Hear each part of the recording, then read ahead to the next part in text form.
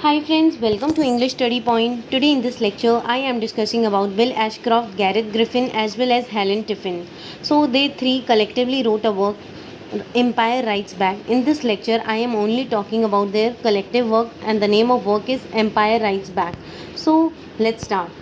Bill Ashcroft, Gareth Griffin and Helen Tiffin, they three influence from Salman Rushdie's article, and the name of article is Empire Writes Back with a Vengeance.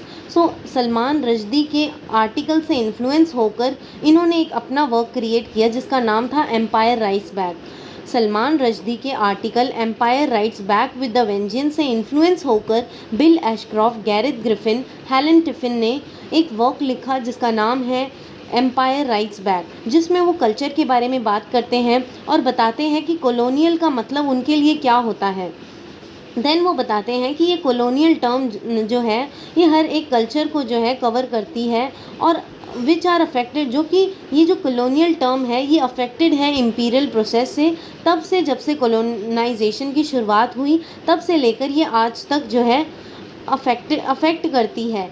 They are trying to see the effect of colonization on the contemporary literature. वो empire writes back इस work के through जो है effect को देख रहे हैं कि इस कॉलोनाइजेशन का आज की कंटेम्प्रेरी लिटरेचर पर क्या इफ़ेक्ट पड़ा जो कि हमारा कल्चर प्रोड्यूस कर रहे हैं। कंटेम्प्रेरी लिटरेचर यानी कंटेम्प्रेरी लिटरेचर में कौन कौन सी कंट्रीज़ आती है, जैसे Africa, Australia, Bangladesh, Canada, India, Malaysia, New Zealand.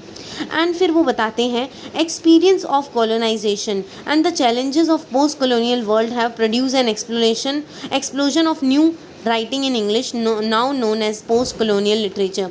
कि मतलब बताते हैं कि कॉलोनाइजेशन का लोगों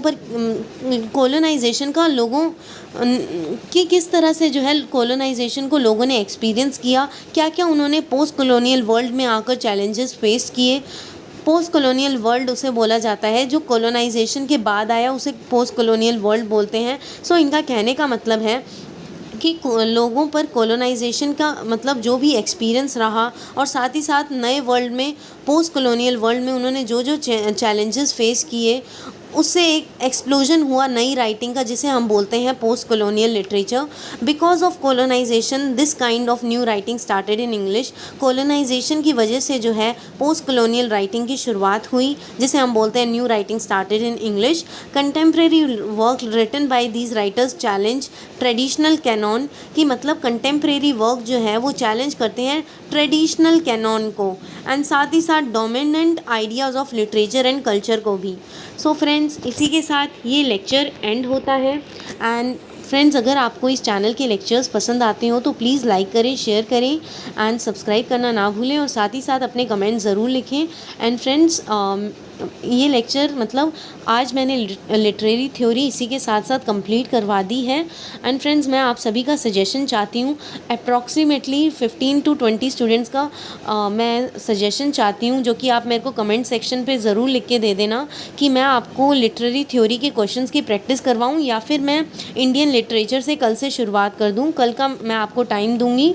जो भी इस लेक्चर को सुन रहा है तो प्लीज़ अपना कमेंट सेक्शन में ज़रूर सजेशन लिखना। कम से कम मेरे को 10 to 15 स्टूडेंट्स का मेरे को आंसर चाहिए कि मतलब मैं आपको लिटरेरी थ्योरी की कुछ क्वेश्चंस की प्रैक्टिस करवाऊँ या फिर सीधा इंडियन लिटरेचर से शुरू कर दूँ। आज से आपकी मैंने ये जो लिटरेरी थ्योरी है ये कंप्लीट करवा दी। And thanks for listening friends.